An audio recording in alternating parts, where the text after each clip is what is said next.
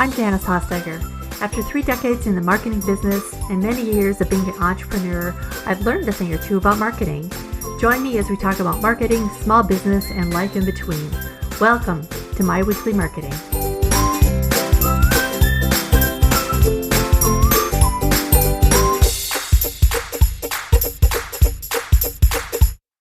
Email for your business can take a lot of time, but truthfully, email can be a game changer for your business too. That's if you do it well and do it consistently. Today I'm talking about 7 types of emails that can increase sales in your business. But before you create any of these types of emails, you need an email list. In fact, before you can sell anything in your digital business, your list is the most vital component. And I have some exciting news for you about that. I'm offering free for a limited time my email list building accelerator. Yep, you heard that right. I said it's free. This 14-day challenge will walk you step by step through the moving pieces of setting up your email list and automating much of your email. I also include bonuses such as ideas for lead magnets, a calculator for you to know exactly how many subscribers you'll need to meet your revenue goals, and many other free bonuses, all included just for signing up. In this 14-day challenge, we'll cover why you need a list, email service providers and how to choose one, how to research topics, SEO basics, lead magnets, goal setting, Google Analytics, and even more. If you don't have a list at all, or you just need a boost to build a bigger one, this challenge is for you. Visit janicehostegger.com/list to sign up. We all get a lot of emails, right? And I don't know about you, but not all of mine get opened up. So the quality of the email is, of course, important, and we'll get to that in a bit. But beyond that, the types of emails you send out need to be focused on specific goals as well. And that's what we're going to talk about today. By diversifying your email categories and leveraging these 7 different types of emails, you can optimize engagement and increase brand loyalty. It's essential to understand that each type of email serves a unique function in your overall communication and sales strategies. By incorporating these 7 types of emails into your email automation and your marketing strategy, you'll cover all the bases. So here we go. Email number 1, the welcome email sequence. When it comes to email categories, one of the first email series you should create is the welcome sequence. This sequence sets the tone for your relationship with your new subscribers and can significantly impact how people see your brand. The welcome sequence is simply a series of 2 to 4 or maybe more emails that you should send to your subscribers right after they first subscribe. I like to send out the first email of the series the day after they download a lead magnet or just subscribe to my list. Personally, I space them 1 to 2 days apart, but I know of businesses who send them out for weeks following an email subscription.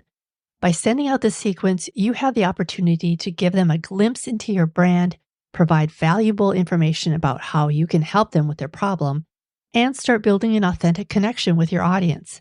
This is a great time for your brand personality to shine. If you're not sure what your brand personality is, I have a free download for that, and I'll put the link into the show notes for today. I like to start out this sequence with a warm welcome and an introduction to my brand story, and most importantly, how I am poised to be able to help them. Then include a special offer or discount as a call to action to encourage further engagement. You might also want to ask more about them by offering to have them email you back or by asking them to click on a link that's most similar to their situation. For example, if you sell pet food, you might ask them to click on the linked name of the animal that they own, cat or dog. This series of emails is your chance to make a great first impression and lay the foundation for a long-lasting relationship with your subscribers. So don't underestimate the power of the welcome email sequence. It's a key player in your email marketing strategy. Moving along to email number 2, the lead nurturing emails. Lead nurturing emails can be the key to converting leads into loyal customers. It's pretty hard to convert a cold lead. That is, someone who doesn't know, like, or trust you. That's why lead nurturing emails are so important. I send these out after someone attends a webinar or downloads a key freebie related to an offer, promotion, or launch that I have coming up.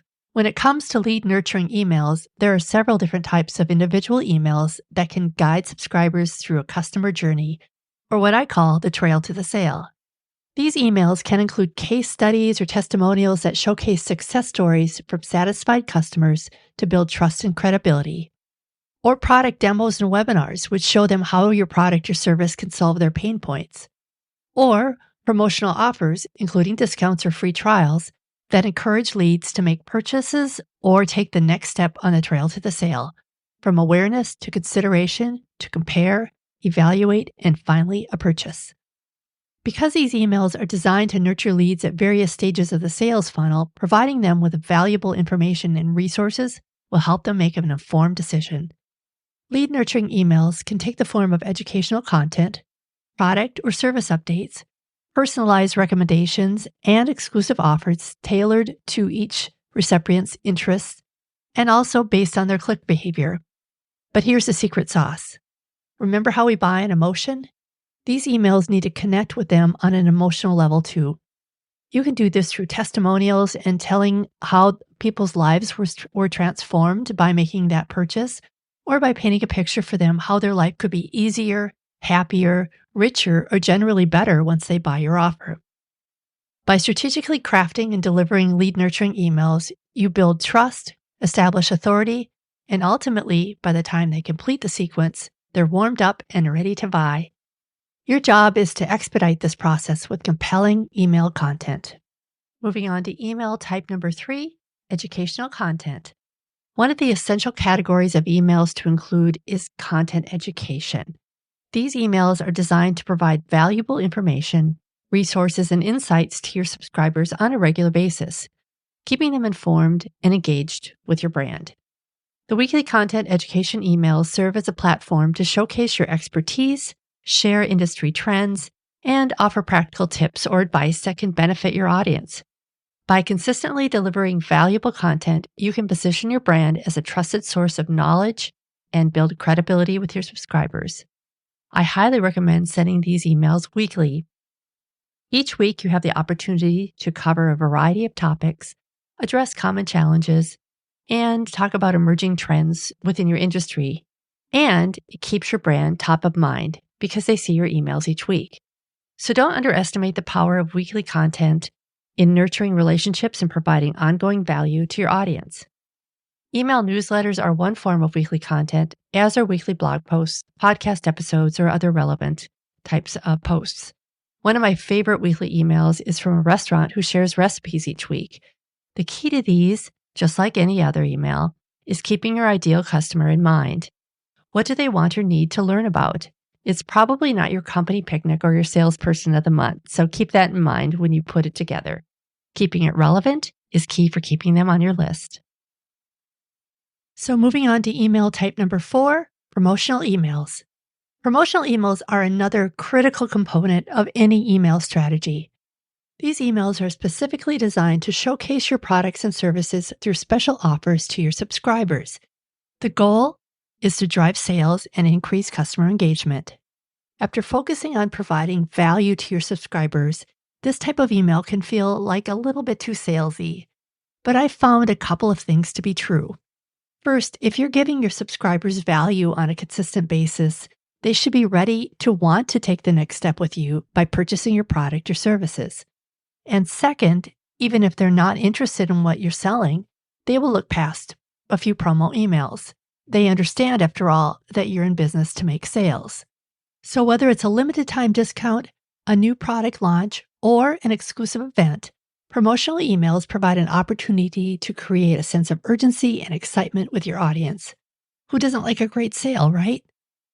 When crafting promotional emails, it's important to strike a balance between showcasing the value of your offerings and respecting your subscribers' inbox. As with any type of email, sending too many will tip them over the edge and trigger an unsubscribe. Personalization and relevancy are key factors in the success of promotional emails, as they can significantly impact the open rates and conversion rates. By assessing click behavior on the emails or subscriptions to the lead magnets that they've signed up for, you can get a better feel for what products and services they're interested in. In fact, your lead magnets should be designed with the end in mind, the sale that you hope to offer them. The key with promotional emails is scarcity. You need to give them a limited amount of time or a limited quantity for them to be motivated to take action. Keep in mind that promotional emails should be integrated with your overall email marketing mix, complementing other types of emails to provide a well-rounded and engaging experience for your audience. When you're providing value with your other email content, they're not going to be as likely to unsubscribe when they get promotional emails. Moving on to email number 5, feedback and survey emails. Sometimes we don't know what our audience wants to hear. That's where feedback and survey emails come in. These emails provide a direct line of communication with your subscribers, allowing you to gather feedback, opinions, and preferences that can inform your business decision and enhance that customer experience. You can use them to seek input on recent purchases, gather suggestions for product improvements, or just get feedback. By actively listening to your subscribers and valuing their input, you can show them that they really do matter and that their opinions are valuable. Feedback and survey emails can be a powerful tool for identifying areas of improvement, uncovering new opportunities, and strengthening customer relationships. They can also allow you to tailor your offerings and your communication strategies. But one thing to consider, if you have a smaller list, say under 1,000 subscribers, I'd like you to wait before doing an actual survey. That's because it's important to have a big enough sample size for your survey to have statistical significance. You don't want to make big decisions based on survey feedback from only a small number of respondents because they can skew your results. But that doesn't mean you shouldn't get feedback. I'd recommend reaching out to a few people to get feedback without using survey tools. Getting customer feedback and using the customer's own words is valuable for communicating to them in your future marketing. Survey emails can foster open dialogue, gather actionable data, and demonstrate your commitment to being a business who listens. Okay, how are we doing here? Ready for the last 2? Number 6, re-engagement emails.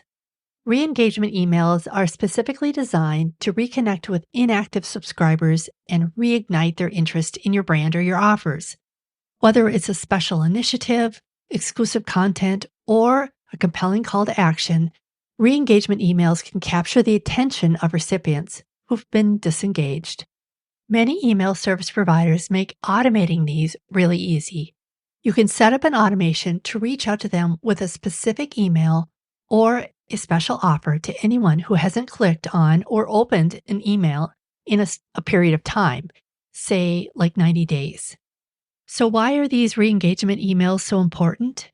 A few reasons. First of all, you're probably paying for your email software based on the number of subscribers you have. If someone isn't opening your emails, they're probably not a good fit.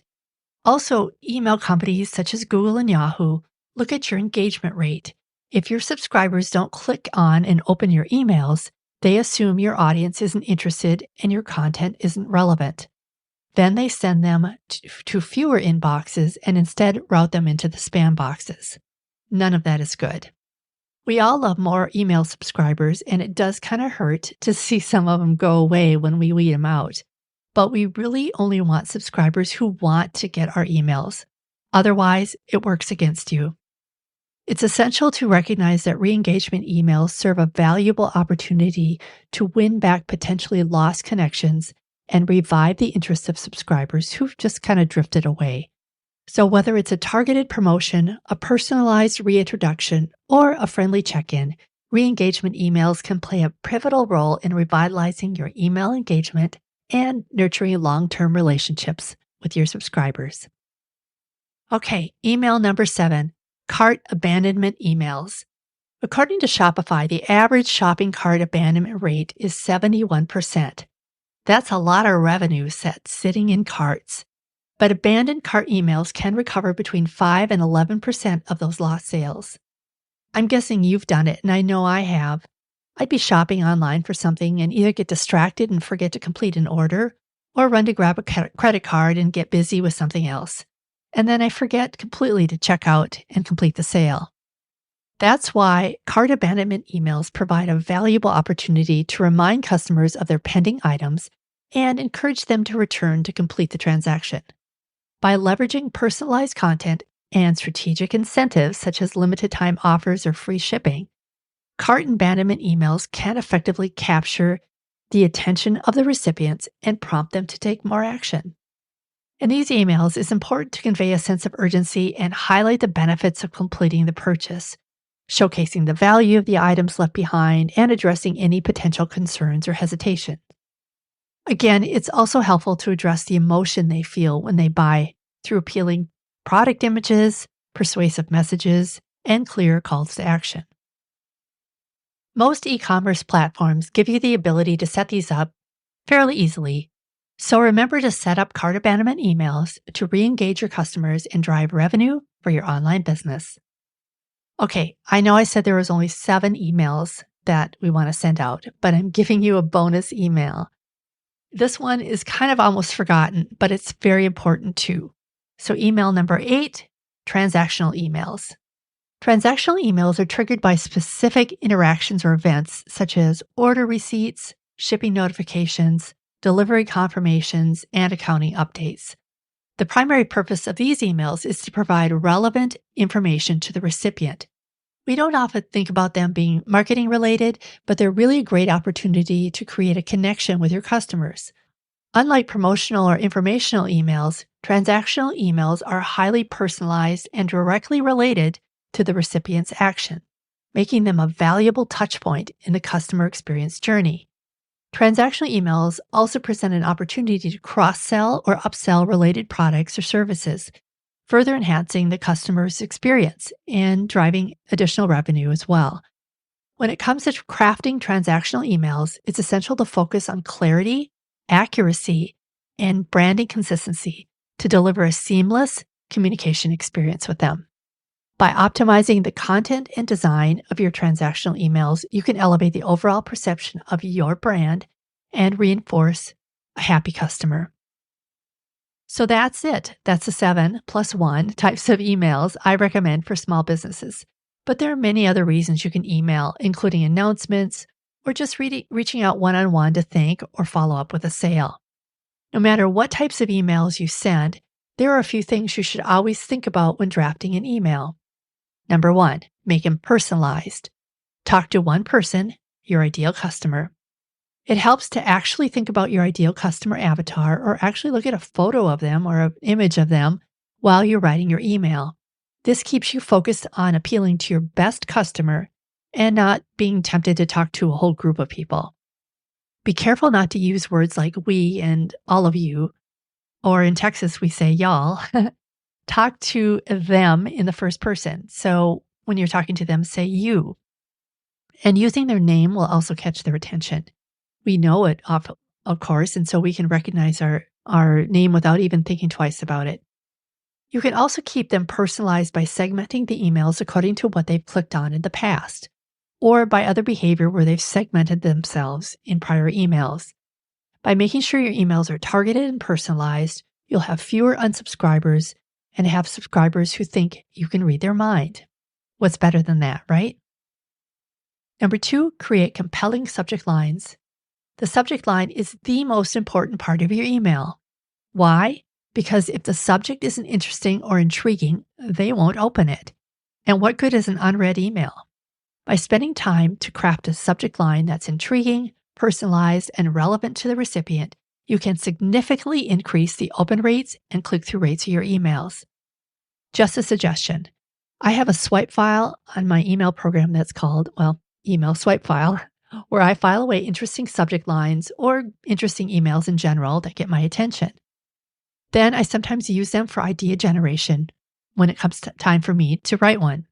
Whether it's leveraging the power of curiosity, highlighting a compelling offer, or teasing exclusive content, a well-crafted subject line can pique the interest of your subscriber and compel them to explore the contents of your email.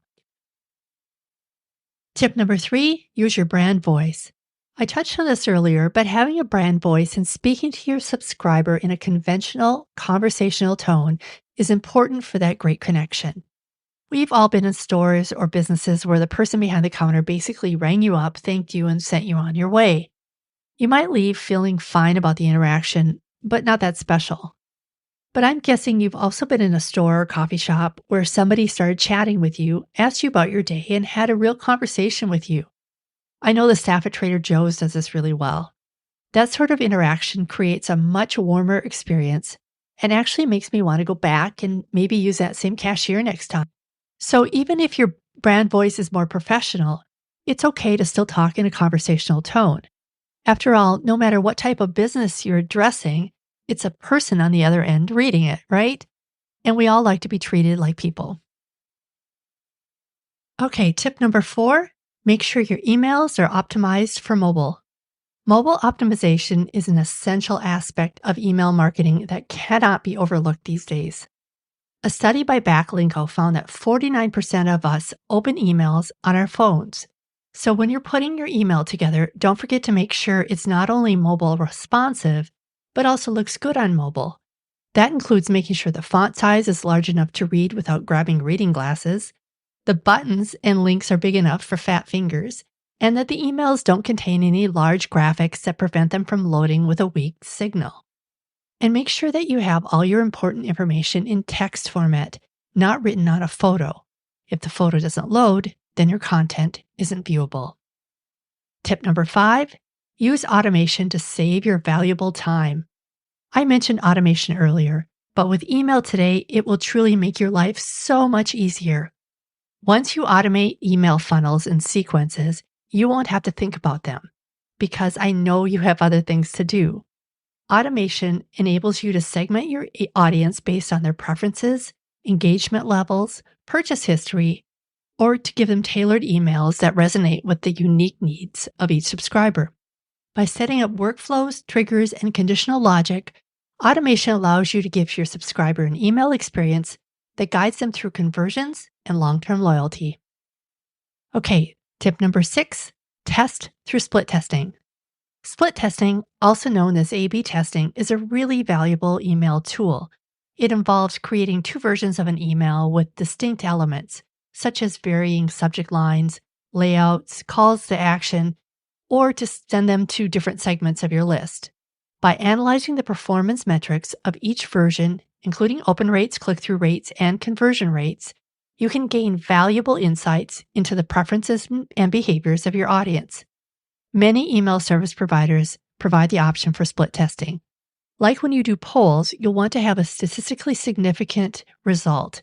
So I recommend having a minimum list size of 1,000 to do this. And tip number 7, be sure to check your numbers. Once we have an email done and sent, it's tempting to just kind of move on to the next one.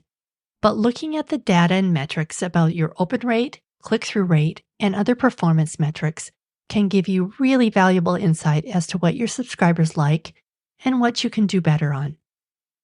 So what do you think? Do you have some ideas for your emails that you can implement in your business? Again, if growing an email list has been a challenge, I want to remind you again to check out my free email list building Accelerator challenge. Again, you can sign up at janicehosdogger.com/list, but I'll also put a link to it in the show notes for today, along with the other things that I talked about in today's episode. Just go to myweeklymarketing.com/45. That's episode 45. That's all for this week. Thanks so much for joining me today. If you found this at all valuable, I'd so appreciate a positive rating on iTunes or your podcast platform of choice. We'll see you next time. Bye for now.